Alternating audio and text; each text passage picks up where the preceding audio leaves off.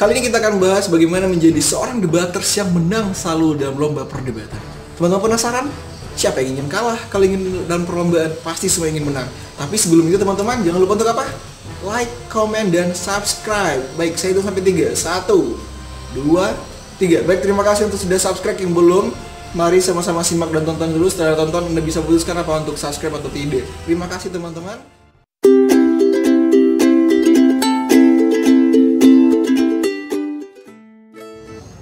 Assalamualaikum warahmatullahi wabarakatuh. Halo teman-teman semuanya, sahabat Amirhan. Kita masih ada di sini dalam konteks pembelajaran tentang debat berbahasa Indonesia. Dan kali ini kita akan membahas yang namanya bagaimana Anda bisa menjadi pemenang dalam setiap lomba debat berbahasa Indonesia yang Anda ikuti, baik itu yang diselenggarakan oleh pemerintah maupun oleh pihak kampus, ataupun juga debat-debat yang diselenggarakan untuk SLTP dan juga SLTA. Jadi teman-teman semuanya tetap stay tune in here dan jangan lupa untuk like, comment, dan subscribe. Baik, yang belum subscribe saya tunggu 3 detik. 1, 2, 3. Terima kasih Anda telah melakukan subscribe Anda, dan jangan lupa bunyikan notifikasinya agar tidak ketinggalan video-video berikutnya. Dan kita akan upload video setiap hari teman-teman semuanya. Jadi jangan lupa untuk selalu melihat dan selalu membuka channel Amirhan Official.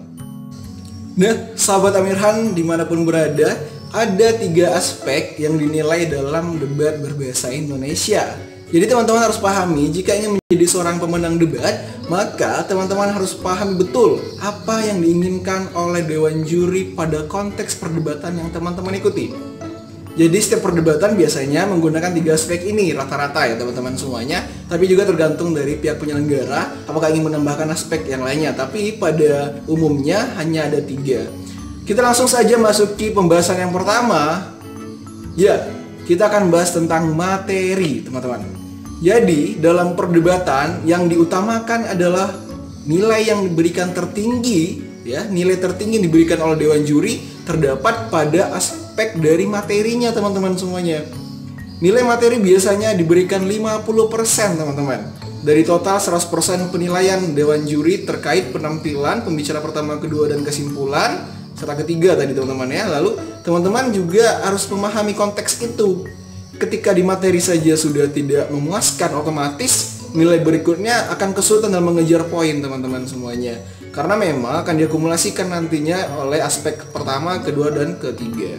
Di materi ada apa saja? Makanya saya katakan pada video sebelumnya tentang peran pembicara debat, kita sudah jelaskan apa dan fungsi mereka. Tapi dalam proses penilaian Dewan Juri ada 3 ini teman-teman. Jadi dalam materi itu terdapat bagaimana teman-teman menyampaikan data dengan baik. Ini harus dicatat ya, dengan data teman-teman, sekali lagi data yang baik. Lalu ingat, materinya harus sesuai dengan mosi yang sedang diperdebatkan. Karena banyak sekali tim yang sedang berdebat hingga lupa mana sebenarnya mosi yang sedang dibahas, sampai melebar dan justru tidak ada keterkaitannya dengan mosi yang saat itu sedang mereka perdebatkan. Dan itu akan menjadi suatu penilaian yang berkurang dari Dewan Juri. Dan teman-teman semuanya ingat, di dalam materi itu aspeknya juga harus teman pahami. Harus menggunakan yang namanya data-data valid seperti buku-buku ya, buku yang mendorong ataupun yang ada kaitannya dengan mosi yang teman-teman perdebatkan dan sesuai posisinya, apakah di tim pro ataupun di tim kontra. Kemudian juga harus menggunakan data jurnal, data artikel ilmiah, intinya adalah yang bersumber ilmiah teman-teman. Saya sangat sarankan itu. Lalu menggunakan dasar hukum supaya ada pegangan kuat teman-teman semuanya dalam konteks materi. Lalu berikan contoh. Contohnya misalnya dilihat dari daerah mana atau negara mana. Tapi teman-teman harus cantumkan dari mana sumber itu didapat, kapan, dan siapa yang merilisnya. Itu harus jelas dalam proses bidang materi. Itu biasanya menjadi faktor-faktor penilaian Dewan Juri. Dan setiap penilaian Dewan Juri, ingat teman-teman harus buatkan poin argumen 1, 2, 3 supaya jelas. Poin argumen 1 ini datanya, argumen 2 datanya ini, ketiga ini pula datanya, supaya tidak ada kebingungan dari Dewan Juri yang menilai. Itu baru kita bahas tentang aspek penilaian pertama mengenai materi teman-teman semuanya. Saya sarankan teman-teman semuanya wajib mempraktikkan ini. Dan ingat, konteksnya adalah teman-teman harus banyak membaca. Ketika teman-teman malas membaca, yang terjadi apa? Teman-teman akan menjadi kesulitan dalam berbicara dan menyampaikan argumentasi yang benar. Ini yang harus teman-teman pahami. Oleh karena itu memang saya sarankan sekali, mari sama-sama kita banyak membaca guna menambah pengetahuan. Karena apa yang kita baca, apa yang kita dengar, itulah yang akan bisa disampaikan dengan baik, teman-teman semuanya. Jangan lupa pesan saya ini, teman-teman. Baik sahabat Amirhan dimanapun berada, kita masuk pada aspek penilaian kedua yang biasanya dilakukan oleh Dewan Juri, yaitu adalah aspek metode. Metode perdebatan sangat penting dalam konteks ini, teman-teman semuanya. Setelah teman-teman punya materi 50%, lalu berapa pembagian dari nilai presentasi dari yang namanya metode? Metode biasanya memiliki nilai 30%.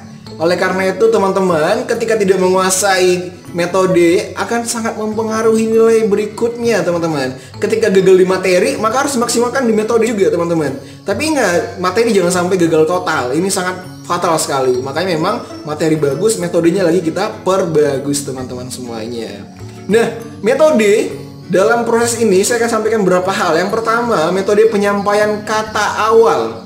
Kata awalnya apa? Menggunakan kata salam ataupun menggunakan adagium atau menggunakan kata-kata mutiara yang justru menarik perhatian. Jadi teman-teman, dalam metode harus menarik mungkin. Teman-teman sampaikan ya, harus menarik mungkin, ini pastinya. Ketika teman-teman justru hanya menyampaikan langsung ke poin argumen, misalnya seperti ini. Mosinya yang kemarin ya, hukuman mati bagi koruptor. Nah, kalau misalnya teman-teman masih bahas langsung, baik saya sangat setuju dengan hukuman mati, itu sangat tidak menarik. Tapi coba kita buat dengan kata-kata yang lebih baik. Ya teman-teman, lebih baik saya, misalnya gini ya, ketika teman-teman berbicara, gunakanlah kata-kata adagium. Contohnya seperti ini.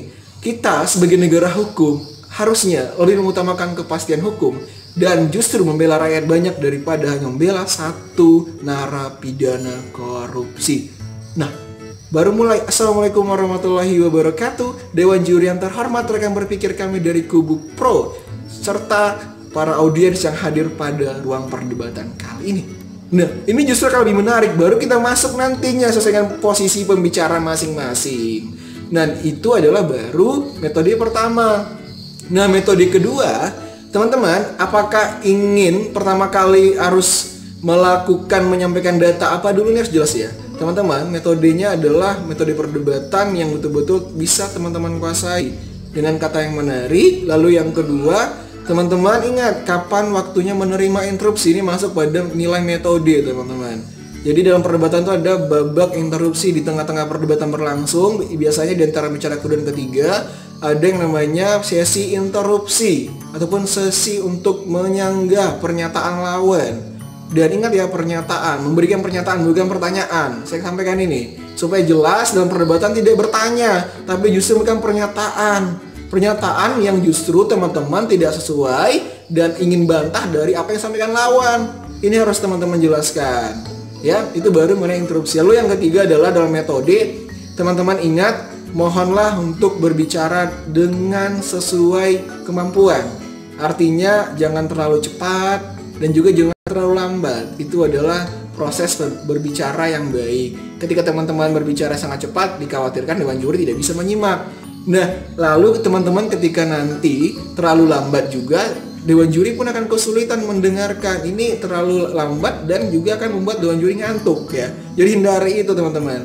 Dan itu adalah 3 hal dalam metode. Awal dengan kata yang menarik, lalu babak interupsinya dimanfaatkan apakah diterima berapa kali atau justru ditolak. Tapi sansarnya harus diterima ya. Lalu yang ketiga adalah teman-teman semuanya, apa tadi? Berbicara dengan porsinya kalian masing-masing, baik itu lambat dan cepatnya tergantung kemampuan teman-teman, supaya memang mudah didengarkan. Dan ingat, metodenya juga vokalnya harus penting, teman-teman.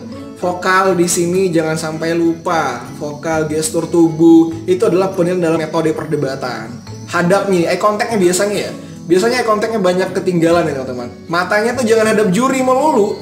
Saya sangat sedih ya ketika kadang saya sudah sering menjadi juri lalu saya katakan kepada yang sedang berdebat, semuanya jangan berdebat menghadap juri maupun penonton, tapi Anda punya lawan, makanya ada tim pro dan tim kontra. Tapi ketika justru teman-teman menghadapnya juri, apa yang diperdebatkan itu juri, lawan debatnya juri, kan tidak.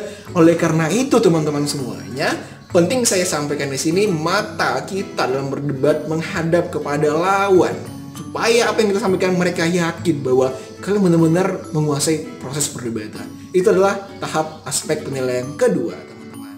Kemudian sahabat Amirhan dimanapun berada semuanya, lalu kita akan masuk pada aspek penilaian ketiga, yaitu sikap. Nah, jadi jangan dikira teman-teman, berdebat itu ya suka-suka kita, main tunjuk sana tunjuk sini, ya tidak benar teman-teman. Jadi harus kita atur sedemikian rupa dalam sikap yang sangat baik. Baik, yang pertama tadi apa? Coba kita ingat, pertama adalah materi, benar sekali. Yang kedua, iya benar, kita punya metode. Yang ketiga, baru kita masuk aspek sikap, teman-teman. Sikap biasanya memiliki persentase nilai 20%. Jadi totalnya 100%, 50 untuk materi, 30 untuk metode, dan 20 untuk sikap. Sikap biasanya seperti ini teman-teman, terkait dengan tangan, gerakan teman-teman ya, biasanya jari ya. Nah, untuk sikap ini apakah menggunakan menunjuk orang? Saya sarankan dengan seperti ini saja teman-teman semuanya, tangannya seperti ini, jangan justru menunjuk. Ini sangat kurang beretika. Dalam perdebatan kita harus perhatikan etika teman-teman. Kemudian juga dalam sikap penting namanya menggunakan kosakata yang baik, tidak menyerang secara personal, tidak menyerang individu dalam berdebat. Jadi lawan berdebat itu walaupun kita saling pro kontra, tapi konteksnya hanya pada poin, mosi, dan argumentasi, ataupun pada ranah pikiran, bukan ranah orangnya ataupun personanya. Ketika teman-teman berdebat tidak menyukai personanya, jangan dikatakan Anda tidak suka. Tapi konteks perdebatan adalah konteks bagaimana Anda lawan dengan data dan argumentasi yang benar. Baru itu yang dinamakan aspek penilaian yang baik. Tapi justru ketika teman-teman memberikan dampak yang tidak baik dalam sikap, ini akan mengurangi poin nilai Anda teman-teman semuanya. Dan ingat, sikap Anda harus betul-betul dilihat bagaimana sikap berdiri. Kalau misalnya debatnya itu pastinya berdiri, apakah di podium ataupun di posisi teman-teman masing-masing. Dan ingat, posisi berdirinya juga harus jelas, ya, harus tegak, ya. Kemudian juga teman-teman meyakinkan dalam proses penyampaian argumentasi. Itu adalah mengenai sikap. Jadi memang saya sangat sarankan dalam proses penilaian ini, teman-teman semuanya mari sama-sama belajar menjadi orang yang lebih baik, bersikap dengan baik, gunakan tutur kata yang baik, bahasa yang santun. Dan ingat teman-teman semuanya, berdebat itu bukan soal Anda untuk menyerang orang, tapi bagaimana Anda mempertahankan argumentasi Anda dengan data yang Anda punya. Ini yang harusnya teman-teman lebih kuasai. Jadi ini pesan saya dalam video kali ini teman-teman. Mudah-mudahan dengan Anda menggunakan 3 aspek ini, makanya memang bagaimana cara menang debat, ya caranya ini. Teman-teman kuasai materinya, teman-teman kuasai metodenya, lalu kuasai aspek sikapnya, lalu teman-teman akan menang. Ya, di belakang saya itu ada beberapa piala ya, yang sengaja memang saya buat di belakang. Tapi sebenarnya masih banyak teman-teman di depan, di ruang depan. Dan semuanya tidak mungkin saya buat di sini karena memang banyak, dan ini adalah pengalaman teman-teman. Bisa menang debat itu ya karena semuanya butuh proses, butuh latihan, tidak ada yang instan teman-teman semuanya. Di sini maksud saya bukan untuk bermaksud ria, tapi saya ingin mengajak, memberikan inspirasi, motivasi. Mari berbagi teman-teman. Jangan ilmu itu hanya melekat pada kita saja ya. Saya selalu katakan ini, mari berbagi untuk menjadi orang berprestasi. Jangan berprestasi hanya untuk diri kita tapi orang lain tidak. Tapi saya ingin teman-teman semuanya menjadi orang-orang yang pemenang. Dan inilah konteks dalam proses Anda menjadi menang. Anda harus pahami 3 aspek penilaian tersebut. Oleh karena itu, sebelum kita tutup, jangan lupa untuk like, komen, dan subscribe ya teman-teman. Jangan lupa untuk subscribe ya. Kembali saya hitung 1, 2, 3. Baik, terima kasih Anda yang sudah subscribe. Dan jangan lupa sekali lagi notifikasinya dibunyikan teman-teman, supaya nanti dapat pesan di email ya. Teman-teman bisa langsung lihat dan tonton. Dan ingat, video kita ini akan, ataupun channel kita ini akan upload setiap hari teman-teman semuanya. Ingat, kita akan upload pada pukul 20.00 waktu Indonesia bagian Barat ataupun jam 8 malam. Dan jangan lupa untuk share ke teman-teman kalian supaya ini menjadi bermanfaat. Dan mari kita bangun sama-sama channel ini menjadi lebih besar. Dan saya pun lebih semangat dalam membuat konten. Dan kolom komentar tolong diisi teman-teman, ingin apa kita bahas selanjutnya. Dan untuk debat saya kira sudah kita bahas tuntas. Dan apa yang ingin kita bahas berikutnya teman-teman, mari sama-sama isi di kolom komentar. Terima kasih dan salam belajar semuanya. Dan semangat bagi kita, rasakan, lakukan, lalu tindakan. Pikirkan apa yang inginkan lakukan. Dan jangan lupa, mari untuk berbuat baik dalam berbagi kebaikan dan ilmu pengetahuan agar kita menjadi manusia yang terdidik teman-teman. Oleh karena itu, terima kasih. Wassalamualaikum warahmatullahi wabarakatuh.